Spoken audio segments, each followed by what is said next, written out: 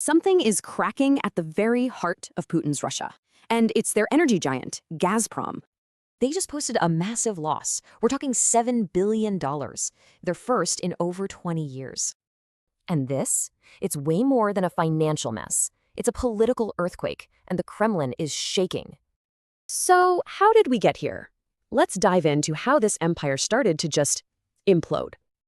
You gotta understand, Gazprom wasn't just some company. It was the lifeblood of the entire Russian state. So what went wrong? Well, it looks like a perfect storm of bad bets, overconfidence, and war. Putin made a huge gamble. He cut off the gas to Europe, thinking they'd have no choice but to fold. Yeah, that didn't happen. Europe found new sources and boom, Gazprom's biggest market was gone. And their pivot to Asia? It turned into a total humiliation. Now, China is calling all the shots. And just when things couldn't get any worse for them, the drone war began. These drones hit the high-tech core of their refineries, and with sanctions, they're nearly impossible to fix.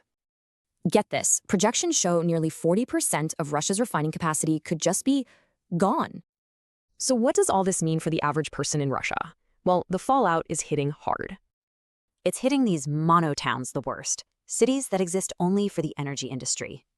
What we're seeing is a grim picture: layoffs, ghost towns, and people literally freezing in their homes. But it's not just the workers feeling the pain. Now the crisis is reaching the oligarchs too. See, Putin's main deal, stay quiet and I'll keep you stable, that deal is officially broken. These guys were once untouchable. Now they're just watching their empires burn, losing billions.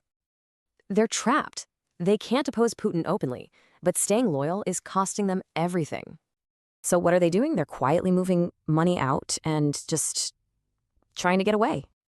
It's gotten so bad, Russia is now importing gas from its neighbors, just to keep things running. The state has always used fear to stay in control. But as the economy tanks, even fear's fading. And people are starting to ask the one question the regime just can't answer. So the war that was meant to make Russia great, it's now causing the empire to eat itself alive.